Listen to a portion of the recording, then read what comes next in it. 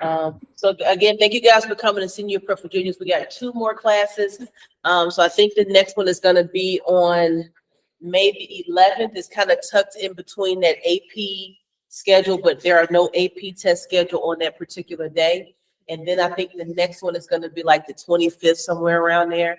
And it's the end of a Keystone week, right? But I think it's like the day of makeups.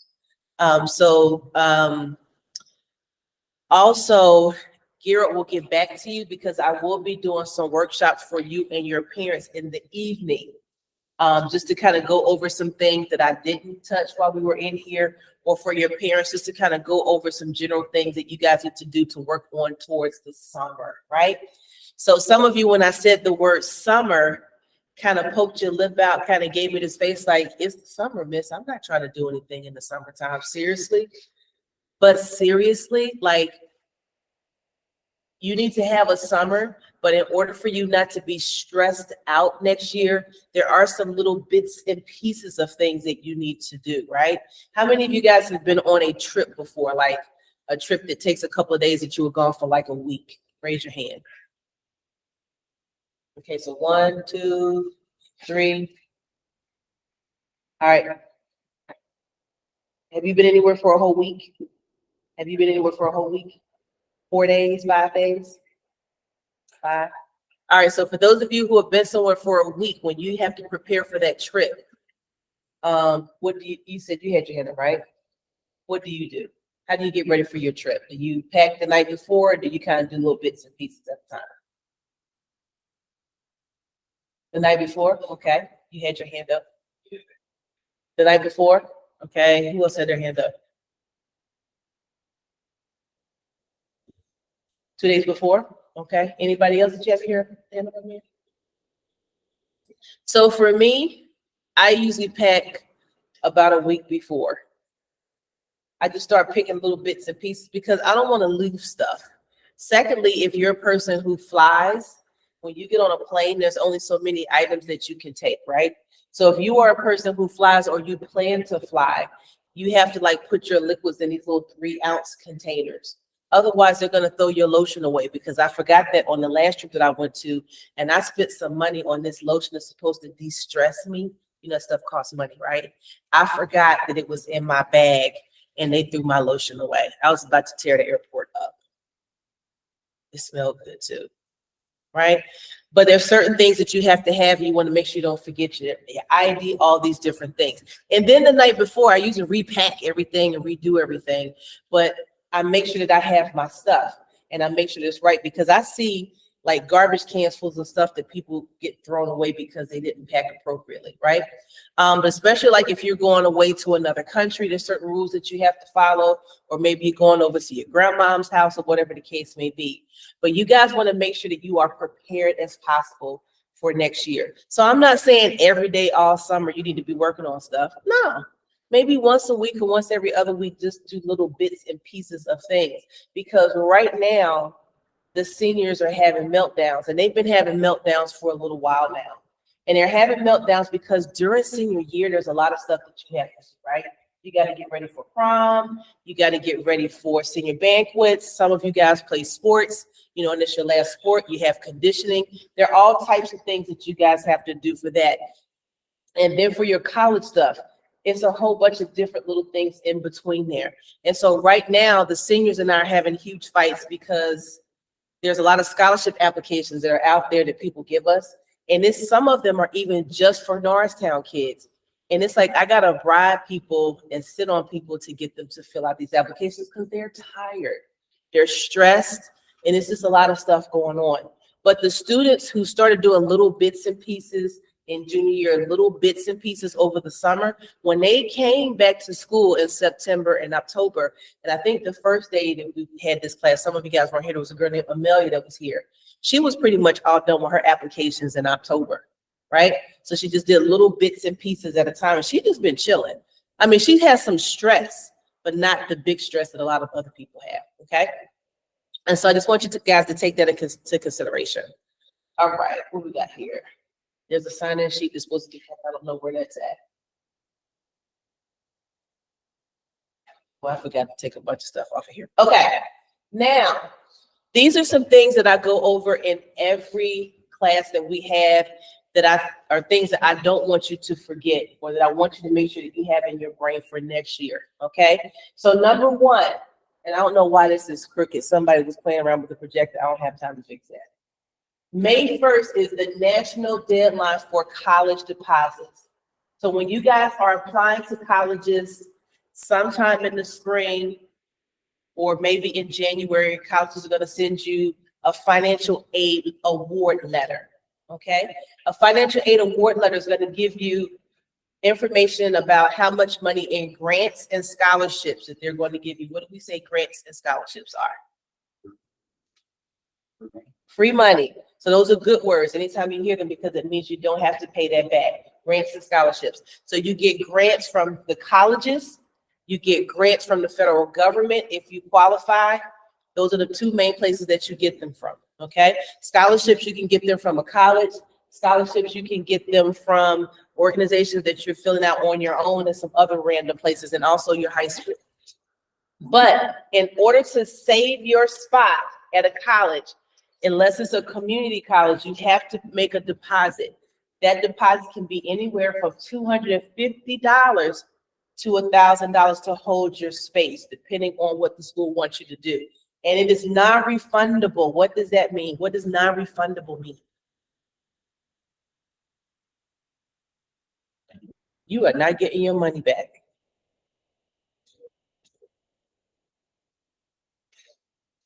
Some of the applications will open up in July and August. They're just doing that for theater. They're just opening to say that they opened early, okay? But nobody's going to really select you. There are some colleges, though, that will give out some acceptances over the summer. They started doing that last year. You start in the summertime if you want to. I prefer you, and we're going to do the common application today. We're going to get started on that today, just so that you can start working on it in little bits and pieces, because it's quite lengthy. But most students start working on their applications in September, October. I would suggest that in August, just see who is open and just look at the application to see what you need to do with it, right? Do you need a letter of recommendation? Is there an essay? What is the essay question? Just look it over, okay? And you can start filling them out. There are some schools, students was emailing me in July talking about, I got accepted to such and such a school. So some of those schools were probably asking the students for an unofficial transcript, because it's getting very competitive now, right? So to give you just a little bit of tea, and we might have talked about this in one of the classes that we had, in 2007, 2008, what was going on in the world around 2007, 2008, that was a really big thing, particularly in the United States. It had to do with money. Maybe some of your older siblings or your parents talking about a recession, right? There was a recession that happened. And so people, their spending capabilities were very tight during that year. So a lot of people stopped spending a lot of money and stopped having more children. Some people stopped having children, period. Well, now those children are in high school, or that age group is in high school. So in 2025, there are going to be less children in high school. The numbers are going to start going down, which means that if it's less students graduating from high school, that means that there's less students going to college, right? So colleges have been scrambling. They're being super competitive now. And so they're opening their applications earlier and earlier. What I want you to know, that's just what they're doing. You don't need to apply there early if you don't want to. That's just something that they're doing. Also, bless you, I'm telling you, I'm not sending y'all no transcripts for summer, because it's called vacation. Okay, I'm gonna be relaxing with my feet up somewhere, with my little drink, with my TV shows, I watch my YouTube, whatever, Netflix. I love y'all, but I'm not gonna be thinking about y'all in the month of July. And most of August too, just to be honest, because I want to relax. And none of your counselors are going to be sending stuff for you either. Okay, we're not sending transcripts out for colleges until the 3rd week of September. So why do you think we're waiting that late? 3rd week of September.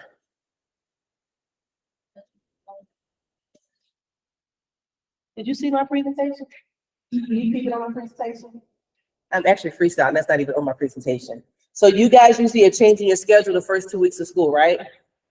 And so your schedule, your transcript should also have your senior schedule on it. So we want to make sure that all of the stuff is right and all of the classes that are on your roster are also on that transcript. So nothing's going to happen if we wait until the 3rd week of September to send that, okay?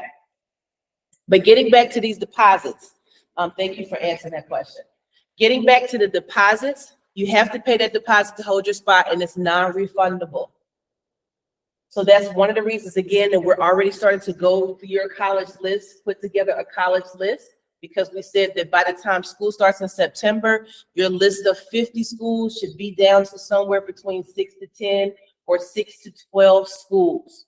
Okay, so that means that you got to do a little bit in time and do some research to get that number down. You want to make sure that you visit some schools. So some of us, we did 4 college tours, and some of you guys went with us. We went to Villanova. We went to, I'm not going to tell y'all who almost passed out at Villanova. We went to Gwynedd Mercy University. We went to, where else did we go? We went to Immaculata University, and we went to Delaware Valley University, which was hilarious because when we got off the bus, everybody was like this. And somebody said, "Miss, it smells like," I said, "That's because it is," well, I didn't say the word here, because it's an agricultural school. They have horses, they have cows. It smelled like there. So, but they didn't do their research, because if they would have done their research, obviously if there's animals, you're going to smell. Okay. So, but we had a really good time touring those different campuses. So I know who all went. I know Chase, you went. You went. Anybody else go? Any other tours? All right. So you want to make sure for some of the schools on your list, especially if they're close by, try to visit them, see what's going on there, because you don't want to go blindly. There are going to be some schools that you've applied to that are really far away, and you're not going to be able to visit them just for finances and time's sake, but then you want to do a lot of research. But again, going back to the deposit thing, every college has to give you until May 1st to make a deposit. May 1st. So when you get if you do your financial aid application early enough, you'll get all your letters back at least a month before the deposit is due, so that you can take some time and review those packages to make sure you're getting a good deal from each of those schools. Okay. We talked about the 6 to 12 colleges. You want to make sure that you have at least 2 safety schools. Those are 2 schools that you know by far you meet the criteria. 2 target schools that meet your GPA and other things. You might be slightly over, and 2 reach schools that don't meet the criteria, but you're kind of close. You can kind of stretch. You can shoot your shot. Now, if you're trying to go to Harvard and you have a 2.0, that's not what we're talking about. That's the we call it delusional. We're not doing that. But if they're looking for a 3.5 and you got a 3.3, but you got a lot of activities, your essay is hot, your letters are hot, then that's something different. Okay. You want to pick. When you get your list, you want to look, and also with that list of 6 to 12, you want to make sure that you have 2 colleges that you can commute to. Why do you think I'm asking you to do that on the list? 2 colleges that you can commute to.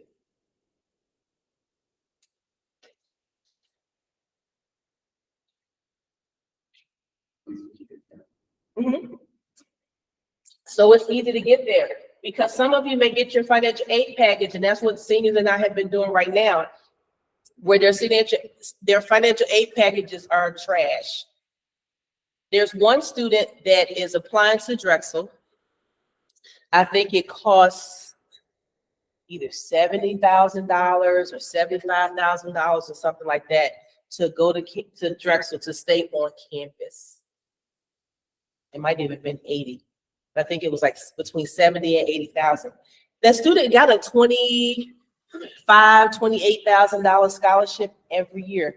So $28,000 seems like it's a lot, but when we started doing all the math and they got some other scholarships, some other grants, some other loan money, there was still about $12,000 left to pay after the loans.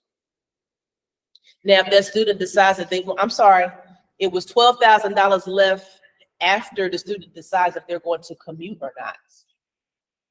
There are some other students that may have had $12,000 left, and if they decide to commute, then they don't have to pay anything, but they still have to take those loans out. So I want you to have options, and I don't want you to scramble, because there are some seniors that didn't follow these suggestions, and they're scrambling right now, trying to put some schools on their list. And May 1st is coming up in like 9 days, right? Maybe 11 days. So you want to make sure that you give yourself a lot of options. Okay, the top 3 colleges on your list should be places that you will entertain going to. A lot of people put down one school that they want, they don't care about nothing else. And then if they can't make their first choice work, they're like, what am I gonna do? So make sure that those top 3 choices are really real choices for you. You can't get in the first one, you go do the second one. Oh, you stretching, okay. Do not delete colleges based on cost. So we talked about that Drexel thing. It might cost $70,000 or $80,000 a year. Don't take it off because it's $70,000, because on the flip side, we do have some students that get enough money to go to places that are that expensive and they're not paying anything, or they're paying like $1,000. So still keep it on the list, and we'll see what happens at the end. Your GPA is sealed on the first day of senior year, meaning that when you guys come into school in September, whatever your grade point average is the first day of school, that is what is sent to the colleges. It's not going to change. We're not boosting our grade point average minutes. I'm trying to get an A in all these classes so my average can go up. And even if it did, it's not going to go up that much, right? So make sure that you do what you need to do between now and the end to get that together. You lose money when you go out of state, for those of you who are trying to get as far away from your family as possible. That was me, right? But you're going to lose money from the state of Pennsylvania. And then also, if you're going to a public school out of state, the tuition. What does tuition mean? All of this is review too. What does tuition mean? To go where? Be more specific.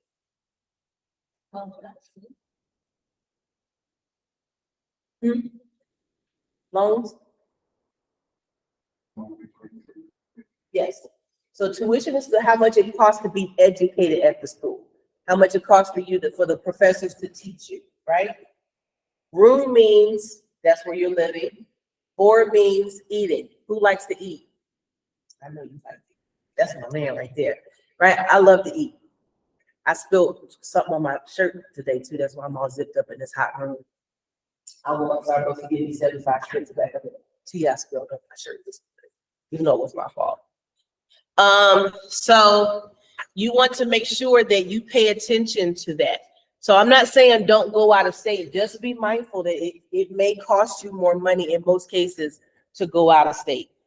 And then lastly, for those of you who are applying to schools outside of Pennsylvania, you want to do those early. Why am I asking you to do those early? When I say early, I mean October, September early.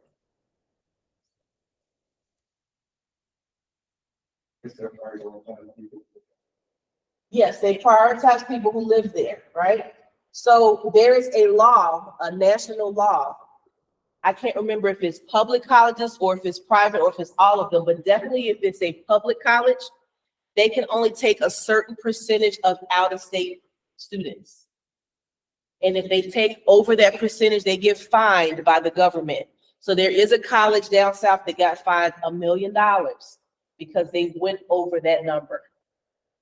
Okay, so some of you may be applying for this school in the spring and you're getting your feelings hurt because you got a rejection letter.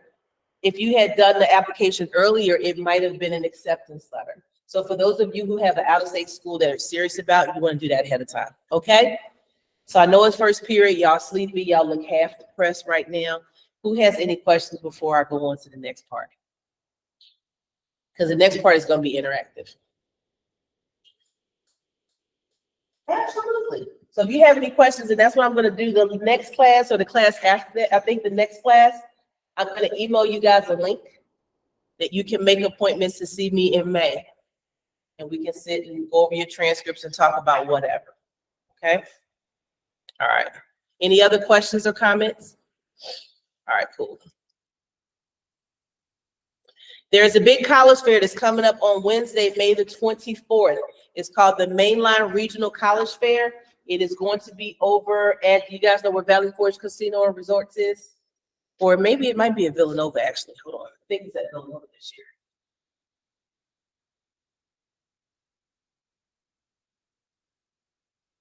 Yeah, so it's at Villanova.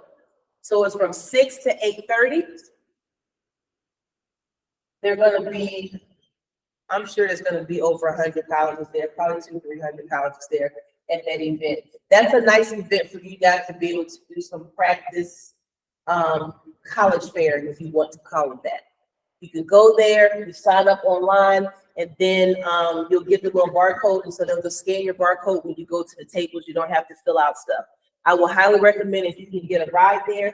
I'm sure the bus goes out that way to make it out there. So you got a whole month and a couple of weeks to make it there. And most likely I'll probably be there volunteering doing something or just be in nosy. All right. So that's May the 24th. I'll send you guys that information at some point. This is a reminder. These are college search engines that I recommend you use to start putting your list together. So we went over this 2 classes ago. Okay. So you have Naviance. That's an app in your class link. I know that says eSchool, but it should say class link. College Navigator. It's a website that gives you a lot of details for you guys who like to look at data. And it gives you a lot of detail about the schools. College Board Big Future is very easy and user-friendly. College Scorecard does not have every school in it, but it does have some very objective information about college searching. And it also has some information in there about looking at different careers, seeing what kind of money you're gonna make based off of where you live. So it's a lot of good information in there. And then Fair Test, the website, is not a college search engine, but for those of us who don't test well, there's a list of all of the colleges that are test optional. And there's like thousands of them in there. Okay, so you want to take a look at that. All right. Now we're going to talk about types of applications. And we talked about this earlier too. So of course you have the old school application that each college has on their website. You can fill it out online if you want to. Some of the schools have free applications that you can complete. There's also an application called the Coalition, which I don't really promote it much because they only have a small amount of schools on it. I don't know if it's a waste of time, but you can look at the Coalition. The Black Common application, for those of you who are planning on applying to HBCUs or historically Black colleges and universities, there are about 64 colleges on that list. So you've paid $20 and you can apply to every HBCU on that list. That saves you a lot of time. We're not recommending that you apply to 60 colleges. Why am I not recommending that you apply to 60 colleges?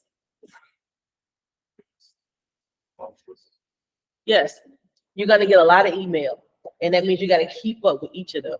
So for those of y'all who be trying to talk to all these different people on Instagram and Snapchat, you gotta keep up with all the people, call them the right name, say this, say that. It's just too much work, okay? So again, don't apply to more than 12. And then you have the Common App. That's what we're gonna go over today, okay? All right. So you guys got your Chromebooks? If you have a Chromebook, you can take it out. If you have your phone, you can download the Common App. Okay.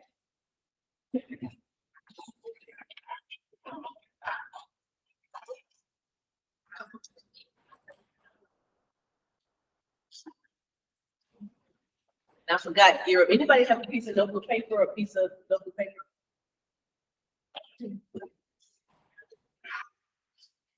All right, can you just put attendance and put today's date on there? A piece of paper is gonna go around. This is our sign-in sheet for today. If you can just put your name on here and ID number so that I know that you're here today.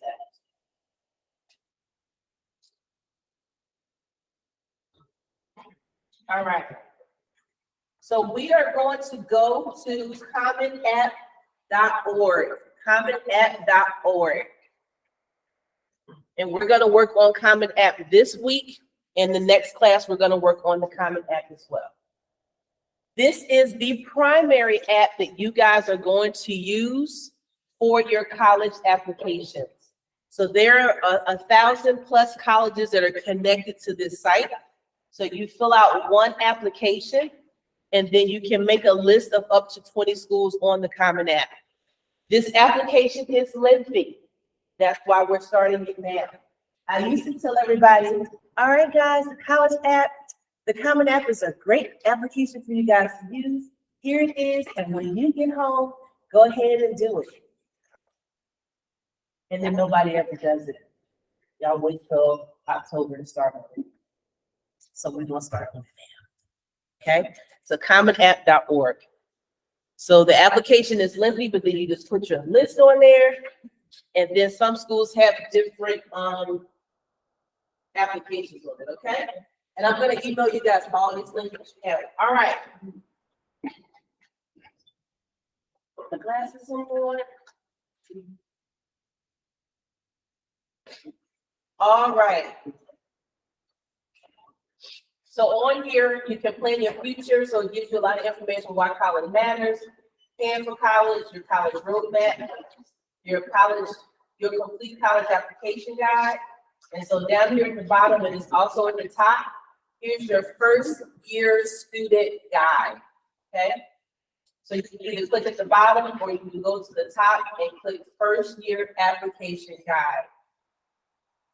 So this page has a series of little short videos. And when I say short, some of them are like 1 minute. I think the longest one might be 3 minutes or something like that. So it tells you what the Common App is. So I don't know if the sound is on or not.